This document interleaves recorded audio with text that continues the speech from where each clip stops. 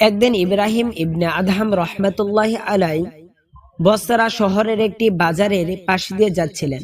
লোকজন তার পাশে সমবেত হয়ে জিজ্ঞাসা করলেন, হে আবু ইসহাক, আল্লাহ সুবহানাহু ওয়া তাআলা কুরআনে বলেন, আমাকে ডাকো, আমি তোমাদের ডাকে সাড়া দিব। কিন্তু আমরা অনেক প্রার্থনা করার পরেও আমাদের দোয়া কবুল হচ্ছে না, কারণ কি? তখন তিনি বললেন, ওহে বসরাবাসী, 10টি ব্যাপারে তোমাদের অন্তর মরে গেছে।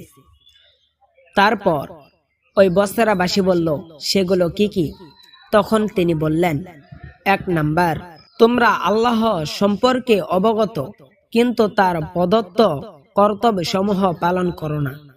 2 নাম্বার, তোমরা কোরআন পড়ো কিন্তু সে অনুযায়ী আমল করো না। 3 নাম্বার, তোমরা দাবি করো রাসূল সাল্লাল্লাহু আলাইহি ওয়াসাল্লামকে ভালোবাসো কিন্তু তার সুন্নাহকে পরিত্যাগ করো। নাম্বার 4, তোমরা নিজেদেরকে শয়তানের শত্রু হিসেবে দাবি করো কিন্তু তোমরা তার অনুসরণ করো।